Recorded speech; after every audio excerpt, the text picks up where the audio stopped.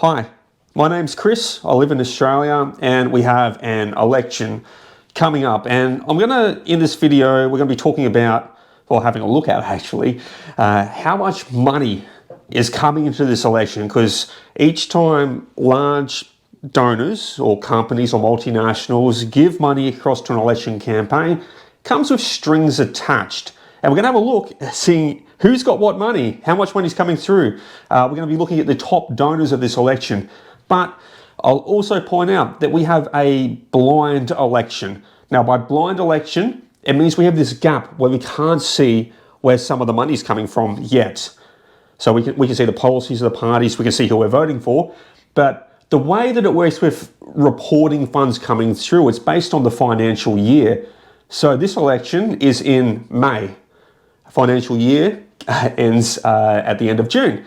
So all the way from July 2024 to, I guess, the end of June, so the run-up on the election campaign, a full year, and when it gets the most heated as well, when people start really throwing the money towards the people they want to win, we can't see who's done that money yet. But we can see, since the end of the last election to now, how much money is coming in. So today, we're going to look at which party's got what come through so far. We won't be able to see the most recent year, and I'll have a talk about that as well. I'm not quite happy about how that system works. But without further ado, let's start having a look at some numbers. So far across the election, from 2023 to 2025, we've seen $37,639,000 come in from donations. That's from companies, from multinationals, from large contributing individuals.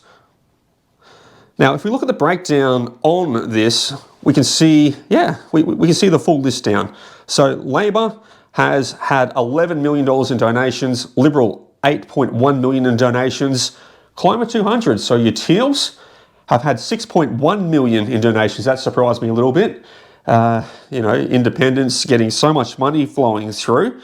United Australia Party, which is running as Trumpeter Patriots, they've had just over $2 million. The Greens, $1.9 million. LNP, $1.8 million. Nationals, almost $1.5 million. And then we can also see some of the advocating groups that, I'd say more lobbying or campaign lobbying groups. Also the money they're getting in. Advance Australia, almost 1.5 million. Get Up Australia, almost 1.3 million. ACTU,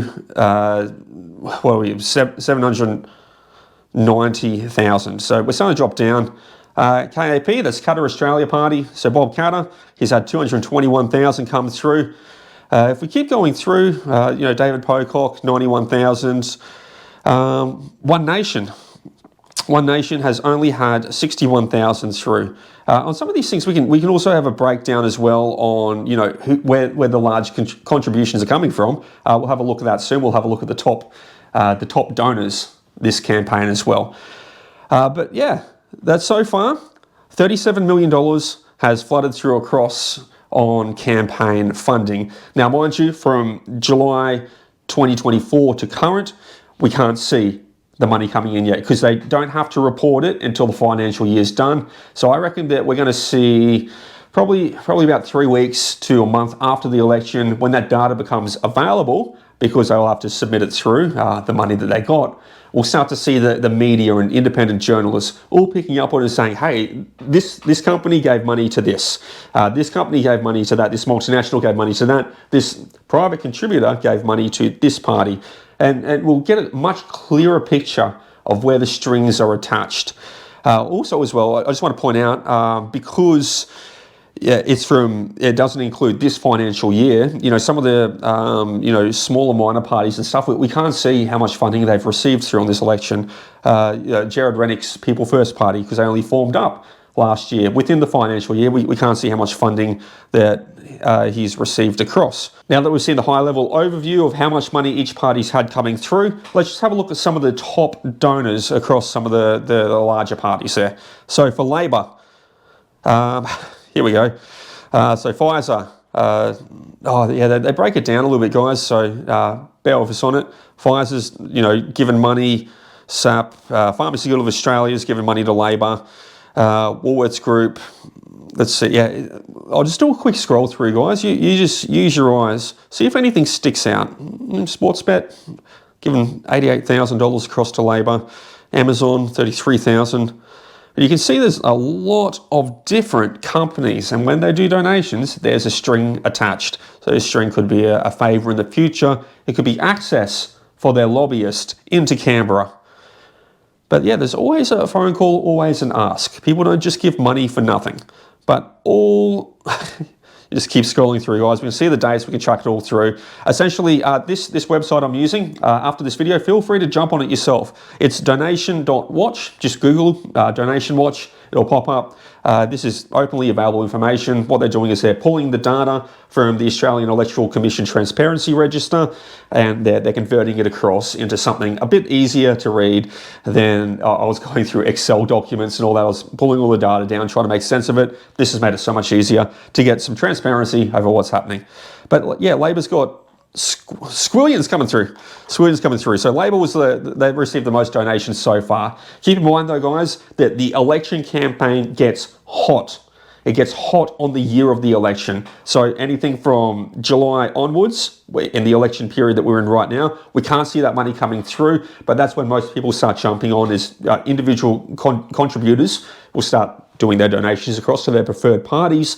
The companies then will also start to do their big donations through. So let's have a look at the top donors now. So the people who have been giving the most money through so far on this election. Now this can change. Another donor can come through out of the, out of the woodworks and just do a huge donation through to get their party over the line. Because think about it, guys. It's the last couple of months that most of the election funding is being spent. So this is where people are coming in to top up the war chest. Mineralogy Pty Ltd, they are giving $2 million across to UAP, or they'll be running as Trumpeter Patriots this time around. Pratt Holdings giving money to Labor. Marcus Katsaris, Climate 200, he's the largest Climate 200 backer, and Climate 200, they're funding money across to the TLS's campaign through. Calculus Investments, Climate 200 backer, second biggest one for Climate 200, but fourth largest donor across the campaign, giving over $1 million. And just think of it, guys, like when individuals or trusts for individuals or companies for individuals are giving money across to a certain area, there's strings attached. There's going to be a favour, there's going to be an ask. Something's going to happen. As I said before, access to Canberra from their lobbyists, access to Canberra for themselves. Who knows what these strings attached are? But the thing is, they're paying money to have them favours. Union Education Foundation Limited, fifth largest donor, giving to ACTU. Australian Hotels Association, they're giving to, they're doing a blend. $723,000 so far to Liberal, Labor, Nationals, One Nation. We can see this could break down each time they've done the payment as well. So we can see all the different payments. Geez, what's going on here? Australian Hotels Association, they're just feeding it through. Constantly just doing donation, spreading it out. So instead of just doing like large, super large lump sums, they're doing much smaller payments over time. I wonder why they're doing that. Okay, there's an LMP one as well. Seventh largest, Meriton Properties, giving money to Liberal and LMP. William Taylor nominees, I reckon this will be Climate 200. Yep, Climate 200. So another backer for Climate 200, money going to the Teals from that William Taylor nominees. As well, guys, if you want to find out who these people are, these organisations are, you can go and Google them. If you see it on these lists, then you jump on Donation Watch, find a name, you're like, who are they? Why? What is this person? What is this company? Copy it, paste it, have a look, and then try to think, why are they giving money across to this political group? Strings attached, favours. Let's see, conservation funds, some conservation trust. And I'll keep in mind too, guys, that some of these groups, political groups, they're crowdsourcing funding across from the public as well. So they collect money from the public, from contributions. People say, hey, I really like this organisation because they're all about green, or they're all about mining jobs, or whatever it might be. and then they contribute through these organisations, collect it all, and then they allocate out to political parties on people's behalves to advocate and lobby, essentially. Russell Heston has done 650,000, gave to AVP. So just an example, guys, AVP, what's AVP? AVP, let's see what pops up. Alien vs Predator, of course. AVP, Australia. Political. Imagine that, giving money to Alien vs Predator movies. I'll just do political party, see what it can pull up through here. Australian Values Party. Okay, so it's to a political party. I'm just not familiar with... what are they? Australian Values Party. It was an Australian political party founded in 2021 by ADF. Veteran Heston Russell. Okay, interesting. So he, Heston Russell, is funding money across to the group that he owns. So that's how that money kind of flows through. And just number 11, just for the sake of it, Pharmacy Guild of Australia, you can see they're giving money to the Nationals, to Labor, to Liberal. Anything else? No. So they're spreading their stuff. You see a lot of companies like the Pharmacy Guild of Australia, or groups like the Pharmacy Guild of Australia, who are lobbying for interests. They'll spread their money around the parties they think they're going to win, because regardless who wins, they want to get that favour, that string attached. They want their lobbyists in Canberra. But overall, guys, that's $37 million spent so far on campaigning on this election. We can't see from July to current. And I think we're going to see a lot of money flooding through, because this is where the money starts to get spent. And this is where people become aware of the election, start to all chip in themselves, or the companies really want to start swinging it to the party they want to win. I call it a blind election because we can't see the year's data, because it's just before the financial year has come through. I think something that needs to change. I think that we should be able to see the contributions coming through to political parties quarterly. So once every 3 months at least, instead of once a year, because we'd be able to see the lead up to this election. We'd be able to see where all the money's coming through. To put it bluntly, guys, if a small business or business in Australia has to do quarterly BAS statements to let the government know how much money they got coming through, so every 3 months they do a business activity statement to show earnings, incomes, all that kind of stuff, all them good things. If small business has to do it, then why are politicians and political parties and lobbyist groups exempt from doing it? They can do it every 3 months. We live in 2025 right now.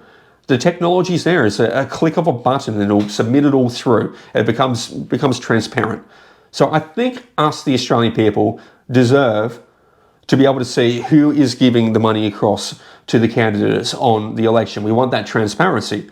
And it's going to be more than once a year, because right now we can't see the last couple of months. We can't see who's giving money across to swing this election, to swing the marketing on this election, to fund all the different parties, and who has interest in which parties. We should be able to see that.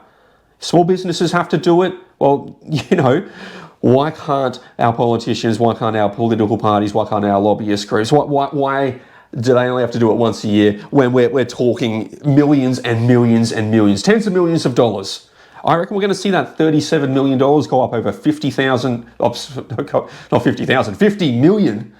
We're going to see that 37 go over 50 million. That's my guess here, because I think the money is really ramping in right now. And we're just at the election. Last couple of months, we would have seen the war chest getting refilled, the calls out to the donors from the political party saying, hey, mate, can you chuck us another $500,000? We just want to run a prolonged YouTube ad campaign, whatever it might be.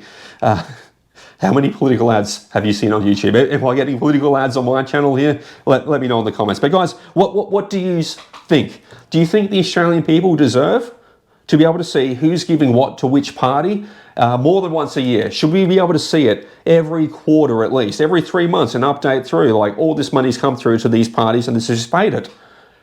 I think we should be able to see that, because right now we're blind.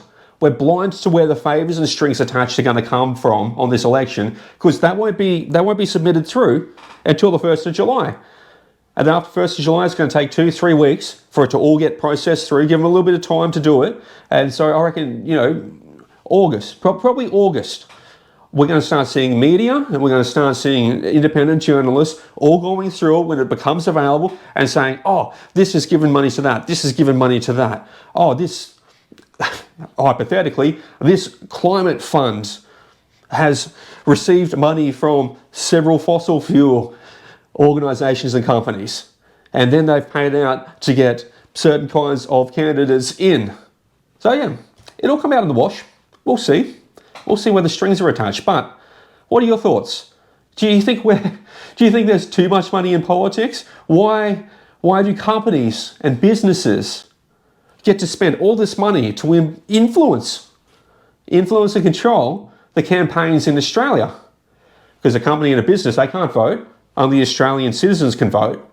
But yet they're influencing it. They're getting their favours, they're getting their strings attached when they can't even vote as an entity. But leave your thoughts down below. It is election time. I'm voting tomorrow for myself. On Saturday, I'm going to go out to the local school, stand in line, cast my votes out, and hopefully get a democracy sausage, unless they're trying to charge like $5 for a democracy sausage. I don't want to pay $5 for a sausage sizzle. If it's like $2 or something like that, yeah, I'll grab a democracy sausage. And that, guys, vote smart, vote well, vote educated, read policy, understand that there are strings attached when these large donations come through. Keep that in mind too. The rest, I guess, the next 10 years of this country kind of pivots on this election, what happens. We could go down the absolute drain here. I'm pretty worried about it. But what are your thoughts? Did these numbers help you? Leave your thoughts about campaign donations. Should they even be allowed from multinationals and corporations and lobbyists? Leave your thoughts and see you in the next one.